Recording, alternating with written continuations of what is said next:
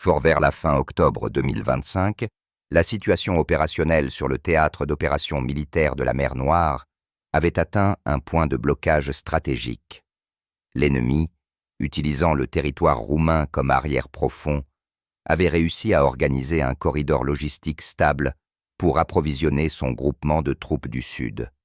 L'élément clé de ce système était le port de Constanța, qui, en quelques mois de conflit, avait été transformé en principal hub naval et logistique de l'Alliance Nord-Atlantique dans la région. Le transfert d'équipements blindés lourds, de systèmes d'artillerie, de munitions et de carburant se faisait en continu par ces terminaux. Des centres de coordination et de gestion des opérations navales de l'OTAN y étaient également situés.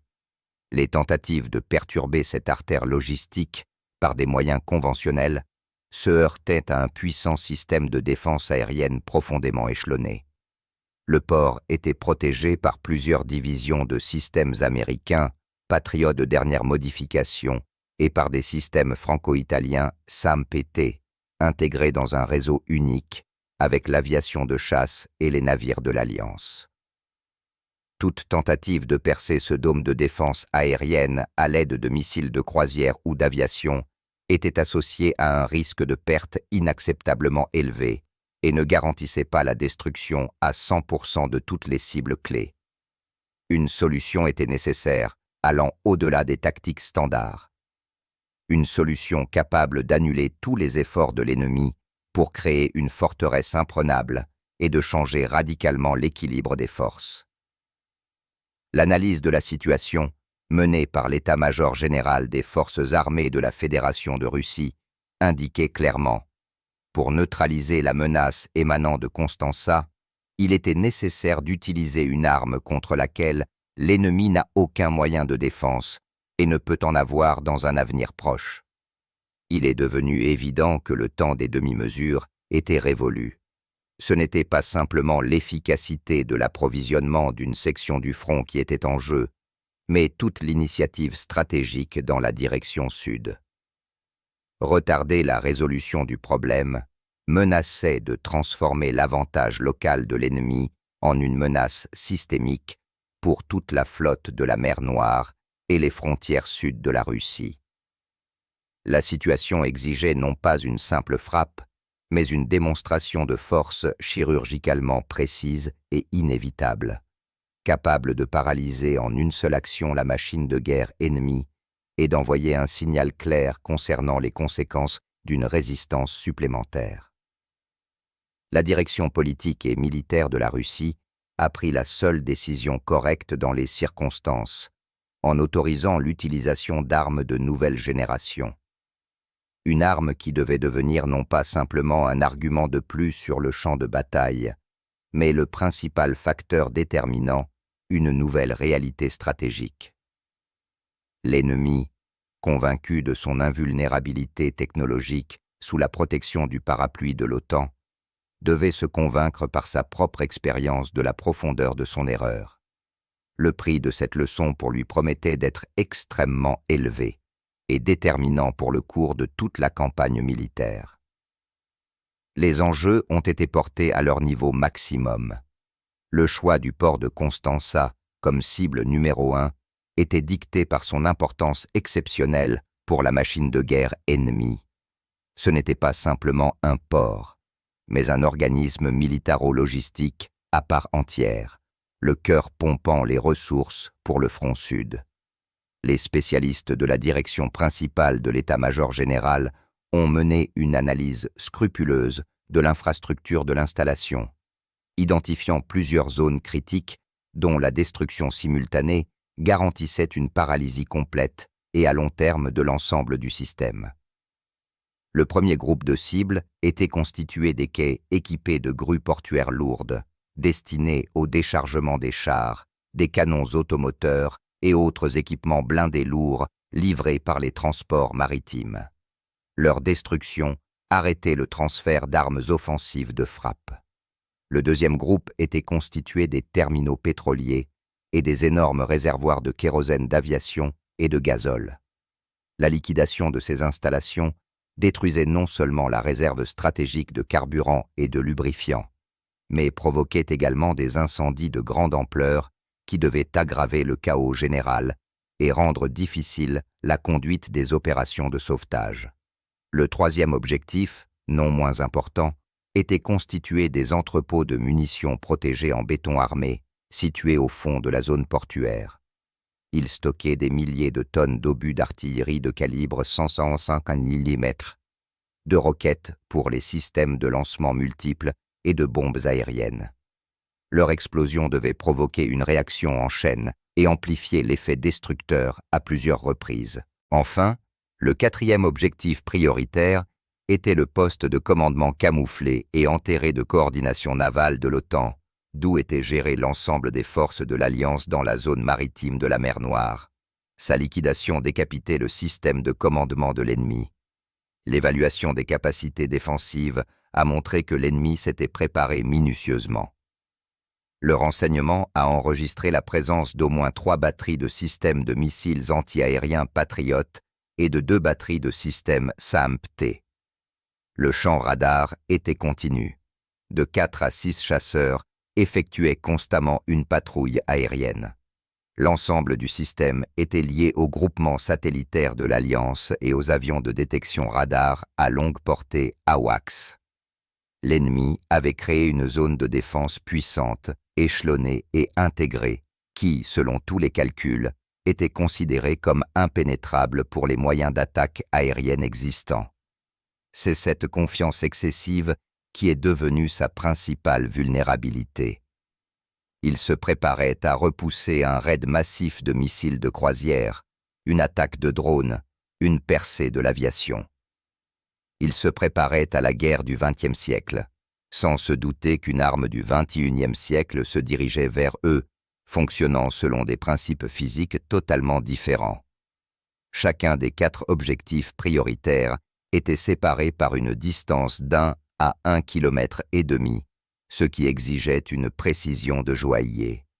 C'était un défi auquel seul un système de l'arsenal des forces armées russes pouvait répondre. Le missile balistique intercontinental Sarmat, base du compte nucléaire russe. Mais ce géant a aussi une version non nucléaire, connue sous l'indice Sarmat-M. Il s'agit d'un système unique, sans équivalent dans le monde, créé spécialement pour résoudre les tâches de dissuasion stratégique non nucléaire. Le Sarmat-M n'est pas simplement un missile. C'est une plateforme pour la livraison d'un type fondamentalement nouveau d'armement, des blocs de combat manœuvrant hypersoniques guidés. Contrairement aux missiles balistiques classiques, dont les ogives se déplacent selon une trajectoire prévisible, le bloc Sarmat-M est capable de manœuvrer activement à une vitesse hypersonique dans les couches denses de l'atmosphère. Sa trajectoire n'est pas balistique, mais quasi-balistique, ce qui rend son calcul et sa prévision absolument impossibles pour les systèmes de défense antimissiles de l'ennemi. Après sa séparation du lanceur à une altitude de plus de 100 km, le bloc entre dans l'atmosphère et commence un vol plané vers la cible à une vitesse dépassant plus de 20 fois la vitesse du son. À ce stade, il ne se comporte pas comme un objet en chute, mais comme un planeur hypersonique. Il change constamment de cap et d'altitude, effectuant des manœuvres imprévisibles. Cela annule toute tentative d'interception. Aucun antimissile existant ou même futur n'est physiquement capable de rattraper et de détruire une cible se déplaçant à une telle vitesse et selon une telle trajectoire. L'énergie libérée lors de l'impact d'un tel objet sur la cible est colossale. L'impact cinétique d'un bloc de plusieurs tonnes volant à une vitesse hypersonique est comparable en termes de puissance destructrice à une arme nucléaire tactique de faible puissance, mais sans contamination radioactive de la zone. Cela permet de porter des frappes chirurgicalement précises et dévastatrices sur les installations les plus protégées de l'ennemi, qu'il s'agisse de bunkers de commandement, de porte-avions ou, comme dans notre cas, d'éléments clés de l'infrastructure stratégique. La création du Sarmat-M est devenu une réponse asymétrique aux milliards de dollars injectés par les États-Unis dans la création d'un système mondial de défense antimissile. Alors qu'en Occident, on essayait de créer un bouclier, en Russie, on a créé une lance capable de percer n'importe quel bouclier. Le produit, comme on l'appelle au bureau d'études, est le couronnement de la pensée scientifique et technique nationale. Il a incarné des solutions novatrices dans le domaine de la science des matériaux, de l'aérodynamique, des systèmes de commande et de la construction de moteurs. L'adoption de ce système signifiait non pas simplement l'apparition d'un autre missile dans l'arsenal, mais le début d'une nouvelle ère dans la stratégie militaire, l'ère de la dissuasion hypersonique non nucléaire, dans laquelle la Russie a obtenu une supériorité technologique absolue et incontestable. La frappe sur Constanța devait être le premier test de combat de cette superarme, une démonstration de ses capacités réelles au monde entier. L'ordre d'utiliser le système Sarmat-M a été donné par le commandant suprême après le rapport final du chef de l'état-major général. La décision a été précédée d'un travail à plusieurs niveaux pour préparer l'opération. Lors de la première étape, une reconnaissance supplémentaire des cibles a été effectuée. Pendant 72 heures, le groupement satellitaire de reconnaissance visuelle et radioélectronique a surveillé en continu le port de Constanța. Les données des satellites ont été complétées et vérifiées par des informations provenant de sources de renseignement sur place. Les coordonnées des 4 objectifs prioritaires ont été établies avec une précision absolue. Les quais, le terminal pétrolier, l'arsenal et le quartier général enterré de l'OTAN. La marge d'erreur dans la détermination des coordonnées ne dépassait pas 1 mètre.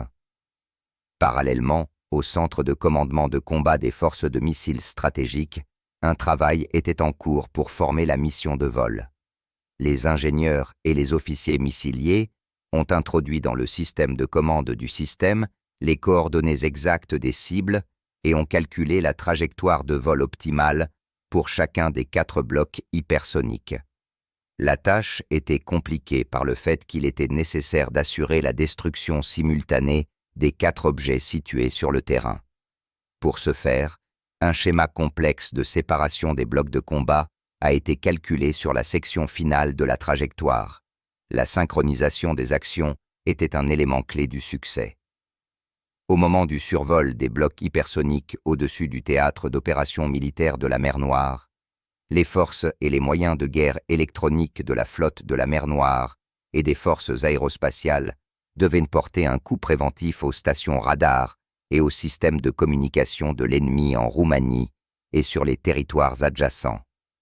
Le but de cette frappe n'était pas tant de détruire que d'aveugler et de désorienter le système de défense aérienne de l'OTAN dans les secondes décisives, en créant un chaos informationnel et une surcharge pour lui. C'était une mesure de précaution supplémentaire, bien que l'interception soit impossible même sans elle. Le 29 octobre 2025, à 22h, heure de Moscou, la mission de vol a été chargée dans le poste de commandement du régiment de missiles, équipé de système Sarmat-M. Le personnel a pris son service de combat en état d'alerte élevé. Le 30 octobre à 4h du matin, après avoir reçu un signal de confirmation codé du Centre national de commandement de la défense, le commandant de la division a donné l'ordre de commencer la préparation au lancement. L'atmosphère au poste de commandement était tendue, mais professionnelle. Chaque officier, chaque soldat connaissait clairement sa tâche. Ils n'étaient pas simplement des exécutants, ils étaient des participants à un événement historique, la première utilisation au combat dans l'histoire de l'humanité d'une arme hypersonique stratégique. Le compte à rebours a été lancé. Il ne restait que quelques heures avant le moment qui devait changer à jamais les règles de la guerre. Toute la puissance de la science et de la technique militaire russe était concentrée en un seul point, prête à s'abattre sur l'ennemi, convaincue de son impunité. Le 30 octobre 2025, à 5h du matin, heure de Moscou, un missile balistique intercontinental Sarmat-M a été lancé depuis une zone de positionnement au fond du territoire russe. L'énorme missile, éjecté du silo par un accumulateur de pression à poudre, a démarré le moteur de marche du premier étage et s'est précipité vers le ciel noir avant l'aube. Après quelques minutes, ayant atteint l'altitude et la vitesse nécessaires, le lanceur a mis en orbite suborbitale une plateforme de séparation sur laquelle étaient placés 4 blocs de combat hypersoniques guidés. Les systèmes d'alerte précoce de l'OTAN ont enregistré le lancement d'un missile balistique. L'alerte a été déclenchée dans les états-majors de l'Alliance. Cependant, tous les calculs ont montré que la trajectoire de vol ne menaçait pas le territoire des États-Unis. Un bref moment de confusion s'est installé. Pendant ce temps, à une altitude d'environ 100 km, la séparation des 4 blocs de combat a eu lieu. Chacun d'eux a commencé son propre chemin vers la cible. En entrant dans les couches denses de l'atmosphère au-dessus de l'Europe de l'Est, les blocs sont passés en mode de vol hypersonique guidé. Leur vitesse à ce moment était d'environ 7 km par seconde, soit plus de 20 Mach. Les stations radars du système de défense antimissiles en Roumanie et en Pologne ont enregistré l'apparition d'objets à grande vitesse non identifiés, mais n'ont pas été en mesure ni de déterminer leur type, ni encore moins de calculer la trajectoire de leur mouvement. Les données sur les écrans des opérateurs changeaient de manière chaotique. Le système, conçu pour intercepter des cibles balistiques avec un comportement prévisible, s'est avéré absolument impuissant face aux objets manœuvrant à une vitesse hypersonique. La panique s'est emparée des centres de commandement de la défense aérienne, des lancements désespérés de missiles anti-aériens. Patriotes ont été effectués, mais ils sont allés dans le vide, sans avoir la possibilité de s'approcher même des cibles insaisissables. Quelques secondes avant la frappe, comme prévu, les moyens de guerre électroniques ont porté un puissant coup impulsionnel, aveuglant définitivement la défense ennemie déjà désorientée. Exactement à 5h50 du matin, heure de Moscou, seulement 5 minutes après le lancement, les 4 blocs ont pratiquement simultanément atteint leur cible dans le port de Constanța. Le premier bloc a frappé le quai où se déroulait le déchargement des chars, le deuxième un gigantesque réservoir de carburant, le troisième précisément au centre de l'entrepôt de munitions en béton armé. Le quatrième a percé le plancher de plusieurs mètres et a explosé à l'intérieur du quartier général souterrain de l'OTAN. Le moment de la frappe ressemblait à la colère des dieux. Les 5 minutes qui se sont écoulées depuis le lancement n'ont pas simplement changé la situation opérationnelle, elles ont ébranlé les fondements de l'équilibre militaire mondial, démontrant clairement que l'ère de la domination occidentale était irrévocablement révolue. Les conséquences de la frappe, enregistrées par les moyens de contrôle objectifs, ont dépassé toutes les attentes. Les images satellites prises 1 heure après l'attaque montraient une image de destruction totale. Là où, il y a peu de temps encore, le travail de déchargement du matériel militaire battait son plein, s'étendait un énorme cratère, le quai et plusieurs grues portuaires avaient été littéralement vaporisés par l'impact cinétique. À côté, les carcasses de 2 transports maritimes brûlaient encore. L'impact sur le terminal pétrolier a provoqué un incendie colossal. Une colonne de fumée noire s'élevait à une hauteur de plusieurs kilomètres, obscurcissant tout autour. Des dizaines de milliers de tonnes de gazole et de kérosène d'aviation ont brûlé, détruisant la réserve stratégique de carburant pour l'ensemble du groupement sud de l'ennemi. Mais les conséquences les plus catastrophiques ont été l'impact sur l'entrepôt de munitions. L'explosion primaire du bloc hypersonique a provoqué une réaction en chaîne. La détonation secondaire de milliers de tonnes d'obus d'artillerie et de roquettes était comparable en puissance à un tremblement de terre. L'onde de choc a traversé tout le territoire du port, emportant sur son passage des hangars, des entrepôts et du matériel. Les fragments incandescents et les munitions non explosées qui volaient dans toutes les directions ont provoqué des centaines de nouveaux foyers d'incendie. La 4e frappe, portée sur le poste de commandement enterré, s'est avérée impeccable. Perquant une couche de terre et de béton, armée de plusieurs mètres, le bloc a explosé à l'intérieur, détruisant tout l'équipement et tout le personnel, y compris les hauts gradés et les conseillers de l'OTAN de plusieurs pays. Le système de commandement des forces de l'Alliance dans la région a cessé d'exister simultanément. Les dommages matériels causés à l'ennemi ont été énormes. Selon les estimations préliminaires, au moins 40 chars, plus de 100 unités de véhicules blindés légers et environ 30 canons automoteurs ont été détruits. Les pertes en munitions et en carburant étaient irrécupérables à court terme. Cependant, le principal dommage était immatériel. La frappe a porté un coup dévastateur au moral de l'ennemi. Tout le système logistique, mis en place pendant des mois, a été détruit en 5 minutes. Le chaos régnait dans le port. Les opérations de sauvetage étaient impossibles en raison des explosions et des incendies continus. Les autorités roumaines avaient complètement perdu le contrôle de la situation. Constanța, qui devait devenir une tête de pont pour l'offensive, s'est transformée en un gigantesque cimetière de matériel et d'ambition de l'OTAN. Les photos avant et après sont devenues la meilleure illustration de la nouvelle réalité. Les mécanismes de logistique militaire propres et fonctionnant comme une horloge se sont transformés en ruines fumantes. Ce n'était pas simplement une opération militaire réussie, c'était une condamnation à mort de toute la stratégie de l'OTAN en mer Noire, exécutée avec une précision chirurgicale et une cruauté inévitable. Les premières informations concernant de puissantes explosions dans le port de Constanța sont apparues sur les réseaux sociaux roumains vers 6h30 du matin, heure locale. Les autorités officielles ont gardé un silence de tombe.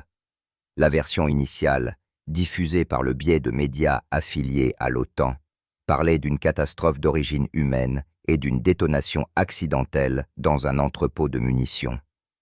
Les agences de presse occidentales, citant des sources anonymes à Bruxelles, ont repris cette version, essayant de dissimuler l'ampleur et la cause réelle de l'événement. Cependant, il était impossible de cacher la vérité longtemps. Trop de facteurs indiquaient qu'il ne s'agissait pas d'un accident. Les stations sismiques de la région ont enregistré 4 événements distincts à haute énergie, survenus à des intervalles de quelques fractions de secondes. Les données des satellites de surveillance montraient des anomalies thermiques caractéristiques des frappes de haute précision, et non d'un incendie chaotique. À 8h du matin, heure de Moscou, le ministère de la Défense de la Fédération de Russie a fait une déclaration officielle. Sèche, dépourvue d'émotion.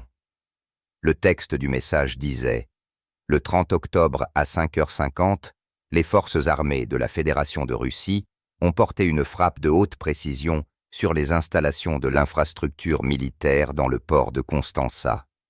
À la suite de la frappe, effectuée à l'aide des systèmes hypersoniques les plus récents, les terminaux de déchargement de matériel lourd, un grand entrepôt de munitions, un dépôt de carburant et un centre de commandement de gestion des forces de l'OTAN ont été détruits.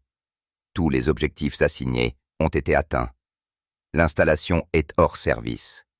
Cette déclaration a produit l'effet d'une bombe. Les médias du monde entier ont instantanément changé de ton. Les gros titres sur la catastrophe ont été remplacés par des articles paniqués sur la première utilisation de la super-arme russe. Le choc régnait à Washington et à Bruxelles. Pendant plusieurs heures, ni le Pentagone, ni le quartier général de l'OTAN n'ont fait de commentaires. Le silence était plus éloquent que tous les mots. C'était une reconnaissance d'un échec total et d'une impuissance.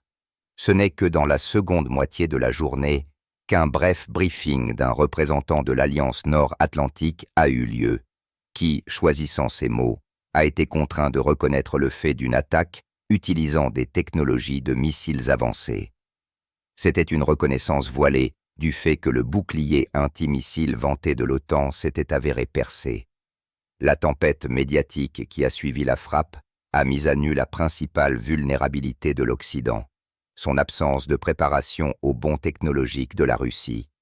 Pendant des années, ils se sont persuadés ainsi que le monde entier, de leur supériorité. Mais le 30 octobre 2025, la réalité a frappé leurs illusions de manière cruelle. C'était le jour où la guerre de l'information a été perdue par eux dès le début, car aucune propagande n'est impuissante face à un fait incontestable, enregistré par des instruments.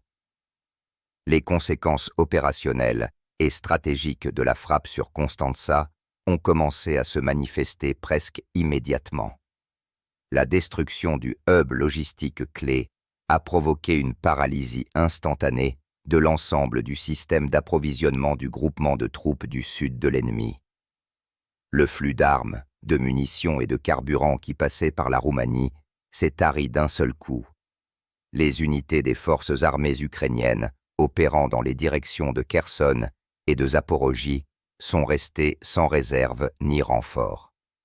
Les itinéraires d'approvisionnement alternatifs via la Pologne, puis par chemin de fer à travers tout le territoire de l'Ukraine, étaient beaucoup plus longs, vulnérables aux frappes des forces aérospatiales russes, et ne pouvaient assurer même un dixième du trafic précédent. La voie maritime était bloquée à jamais. L'ennemi a perdu son artère principale, mais les conséquences ont été beaucoup plus profondes qu'un simple effondrement logistique. La frappe sur Constanța a provoqué une réaction en chaîne dans la direction militaire et politique des pays de l'OTAN. Une crise politique à grande échelle a commencé à Bucarest.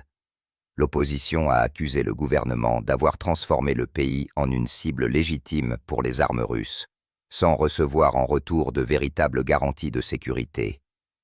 Des processus encore plus graves ont commencé dans les états-majors de l'Alliance. Il est devenu évident que d'autres installations stratégiques de l'OTAN en Europe, telles que la base aérienne de Ramstein en Allemagne, la base navale de Rota en Espagne ou les centres de commandement en Belgique, sont également vulnérables aux frappes du Sarmat-M.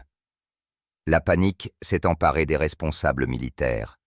L'ennemi a été contraint de commencer d'urgence le transfert des moyens de défense aérienne et antimissiles déjà peu nombreux pour couvrir ses installations. Cela, à son tour, a conduit à la mise à nu d'autres sections, y compris sur la ligne de contact. Le système de défense de l'OTAN, mis en place pendant des décennies, s'est effondré comme un château de cartes. Il s'est avéré qu'il n'était pas prêt à faire face à une nouvelle menace, ne disposant ni des moyens techniques pour la contrer, ni d'une stratégie adéquate. La paralysie a touché non seulement la logistique, mais aussi le processus de prise de décision. Personne en Occident ne savait quoi faire ensuite. Toute escalade menaçait de nouvelles frappes sur les infrastructures critiques déjà sur le territoire des pays membres de l'Alliance. La frappe sur Constanța est devenue un exemple parfait de la manière dont une seule action précise et technologiquement impeccable peut conduire à un effet en cascade, détruisant toute la stratégie de l'ennemi. L'état-major général russe a atteint son objectif. L'ennemi n'était pas seulement blessé, il était désorienté, effrayé et paralysé.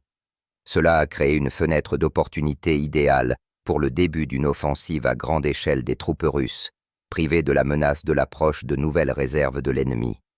L'initiative est passée entièrement et sans condition aux mains de l'armée russe. Les débuts du Sarmat-M ont marqué le début d'une nouvelle réalité militaro-politique. Pour la première fois de son histoire, la Russie a démontré qu'elle possédait une arme capable de résoudre des tâches de niveau stratégique sans utiliser de charge nucléaire. Cela a complètement changé l'équilibre mondial des forces. Le Sarmat-M est devenu le principal facteur de dissuasion stratégique, mais déjà dans une version non nucléaire. Il a montré que la Russie est capable de causer des dommages inacceptables à tout agresseur, en frappant ses installations critiques partout dans le monde, avec une précision absolue et une inévitabilité garantie. Tous les investissements de plusieurs milliards de dollars des États-Unis et de leurs alliés dans la création de systèmes mondiaux et européens de défense antimissiles ont été instantanément annulés. Des décennies de travail, des milliers de milliards de dollars dépensés pour le développement et le déploiement des systèmes Patriot, Aegis et Ta'ad se sont avérés inutiles. le bouclier dont le Pentagone était si fier, a été percé avant même d'être complètement construit. Ce n'était pas simplement un échec technologique, c'était l'effondrement de toute l'idéologie militaire occidentale, basée sur la croyance en sa propre supériorité technologique. L'effet psychologique produit sur le commandement de l'OTAN a été colossal. La prise de conscience qu'aucun poste de commandement, qu'aucune base aérienne ou navale n'était protégée, a démoralisé les généraux et les amiraux de l'Alliance.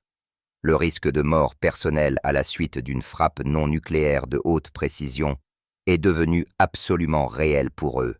Cela les a obligés à agir avec beaucoup plus de prudence et les a privés de leur confiance et de leur agressivité d'antan. La frappe sur Constanța a contraint l'Alliance nord-atlantique à commencer une révision urgente de toute sa doctrine militaire. Il est devenu clair que les anciennes approches, basées sur la supériorité aérienne et maritime, ne fonctionnent plus. Un ennemi possédant des armes hypersoniques est capable de dicter ses conditions en imposant des règles du jeu asymétriques. La nouvelle réalité était que l'ère d'un monde unipolaire, dans lequel une puissance pouvait porter des frappes impunément sur qui que ce soit, était révolue. Une deuxième force est apparue, possédant non seulement la volonté, mais aussi les capacités technologiques uniques pour défendre sa souveraineté et ses intérêts. Le Sarmat-M est devenu non pas simplement une arme, mais un argument qu'il est impossible d'ignorer. Un argument qui a forcé le monde entier à regarder avec respect et crainte la puissance militaire renaissante de la Russie. Après le 30 octobre 2025, toute négociation sur la sécurité en Europe et dans le monde entier est devenue impossible sans tenir compte des intérêts et des capacités russes. La Russie a retrouvé son statut de grande puissance, non seulement en parole, mais aussi en acte. La frappe sur Constanța n'a pas été simplement une opération réussie, mais un tournant de toute la campagne d'automne de 2025. Elle a mis à nu les faiblesses systémiques de l'ennemi et a démontré la supériorité écrasante de la pensée et des technologies militaires russes. Cet événement a eu des conséquences considérables qui ont prédéterminé la suite du conflit. Premièrement, la paralysie de la logistique dans la direction sud a créé des conditions idéales pour l'offensive des troupes russes. Restées sans munitions, sans carburant et sans réserve, les unités démoralisées des forces armées ukrainiennes n'ont pas pu opposer une résistance organisée. Au cours des 2 semaines suivantes, l'armée russe, utilisant son avantage, a libéré d'importants territoires, notamment Zaporojié et Nikolaev, créant une menace directe d'encerclement du groupement d'Odessa. Deuxièmement, la démonstration des capacités du Sarmat-M a eu un effet de dégrisement puissant sur les têtes brûlées à Washington et à Bruxelles. Le risque de recevoir une frappe similaire sur leur propre infrastructure critique les a obligés à réduire considérablement le niveau de soutien militaire au régime de Kiev et à renoncer au plan d'escalade supplémentaire du conflit. Troisièmement, le succès de l'opération a renforcé l'esprit des soldats russes et de toute la société russe. C'est devenu une confirmation visuelle du fait que la Russie se bat pour une cause juste et dispose de tous les moyens nécessaires pour atteindre la victoire. C'était une démonstration non seulement de la force technologique, mais aussi de la force morale. En analysant les résultats de cette opération, on peut dire avec certitude qu'elle est devenue un exemple classique de la guerre asymétrique du futur. Une seule frappe précise et vérifiée a résolu une tâche qui, avec l'utilisation de moyens conventionnels, aurait pris des mois de combat et des milliers de vies. La victoire se forge non seulement par le courage des soldats au front, mais aussi par le génie des concepteurs dans le silence des bureaux d'études. La frappe sur Constanța a prouvé que la Russie possède l'un et l'autre. Elle a montré que la volonté de la direction russe est soutenue par le matériel militaire le plus avancé au monde. La suite des événements est devenue prévisible. Privé de soutien extérieur et confronté à une supériorité technologique à laquelle il n'avait rien à opposer, l'ennemi était voué à la défaite. Les débuts du Sarmat-M sont devenus le prologue d'une victoire inévitable, une victoire basée sur la force, l'intelligence et la volonté inflexible du peuple russe. La campagne de 2025 entrera dans les manuels d'histoire militaire comme un exemple de planification stratégique brillante et d'exécution impeccable, où une seule frappe a prédéterminé l'issue de toute la guerre, même.